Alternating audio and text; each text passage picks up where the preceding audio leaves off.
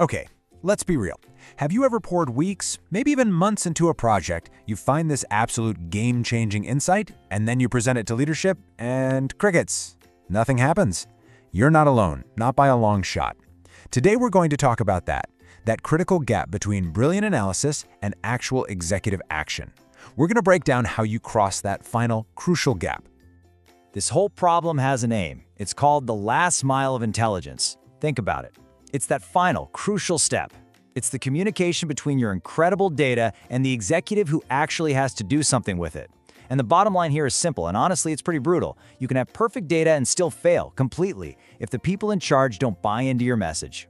So that brings us right to the big question, right? The one that probably keeps you up at night sometimes. Why does your best, most rigorous, most buttoned-up work get ignored? It feels like you're speaking a totally different language. Well, here's the thing. It turns out you probably are.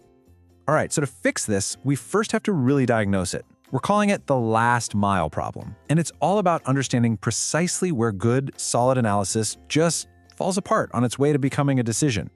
It really comes down to three main points of failure. First, your insights just aren't understood. Maybe the message is way too complex, or it's buried under a mountain of details. Second, your message isn't trusted. Maybe the logic doesn't feel solid, or you haven't really tackled the risks head-on. And third, even if they get it and they trust it, the decision just isn't acted on. There's no clear next step. So, how do we fix this? Well, the solution starts with a huge shift in perspective. And this, right here, is the aha moment. You have to stop thinking like an analyst and start thinking like an executive. This visual gets right to the heart of the problem. As analysts, right, we're all trained in bottom-up logic. We gather the data, we do our analysis, and we meticulously build our way up to a conclusion. But executives, they operate on pure top-down logic. They are short on time and focused on decisions. They want the recommendation, boom, right up front, then the core reasoning, and finally, just enough evidence to feel confident. They want the destination, not the whole travelogue of how you got there. And look at this. This seesaw illustrates the disconnect perfectly. For an analyst, all the weight is on the process, the details, the rigor. But for an executive, all of that is massively outweighed by one thing: the decision itself and its implications. What does this actually mean for the business? What could go wrong? Your communication has to be weighted the exact same way. Now, the key to making this shift is this really powerful idea called the pyramid principle. It's so simple, it's brilliant. Start with the conclusion. Give them the answer first, right at the top of the pyramid. Then, you support it with your key arguments, and back those arguments up with only the essential evidence. Whatever you do, don't bury the lead. Okay, so once we've got that executive mindset locked in, we need a practical tool. So let's build the ultimate communication device for this top-down world: the 4-part decision brief. Think of this as your toolkit for turning all that great insight into real action. First things first, let's be crystal clear about what this is. A decision brief is a structured argument. It's focused on one thing and one thing only, a specific decision, and it's supported by intelligence. Now, what it's not is a report, a dashboard, or a data dump. Those things all have their place, but that place is not in a decision meeting. This framework is so powerful because it forces you to be disciplined. Your entire brief has to answer these 4 questions, and it has to be in this exact order.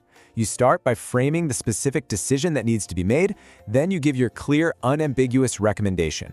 After that, you explain why it's the best option, and finally, and this is so important, you address the risks and trade-offs. That's how you build trust and show you've thought through all the consequences. And as you're building this out, you have to remember the golden rule. Clarity beats completeness. The temptation, I know, is to show all your work, to prove how thorough you were. You have to resist it. Your goal isn't to be exhaustive. Your goal is to be understood. But look, a strong structure is only half the battle. How you use that structure is what actually builds trust. This is where we move from just communicating to really persuading with integrity. I want you to think of yourself as a lens. Your job is to take all that raw data, all that noise, and focus it, distilling it into clear, powerful evidence. Evidence should support, not overwhelm. It needs to be selected, not exhaustive. And crucially, it should highlight uncertainty, not try to hide it. Remember, more charts do not equal better decisions. Building that kind of trust is about way more than just the final report you hand over. It's about the whole process. It means you're thinking critically, you're weighing the evidence, and you're openly acknowledging where there might be gaps or uncertainties. That kind of transparency, that is the absolute foundation of a trusted recommendation. And this leads us to a really critical ethical line: persuasion, that's built on transparent logic and reasoning you can defend. It respects the person making the decision.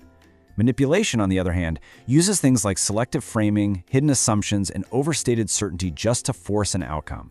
We are aiming for persuasion, always.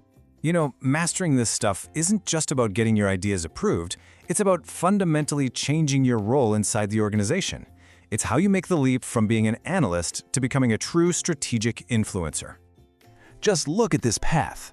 It starts with balancing that deep analytical rigor with clarity.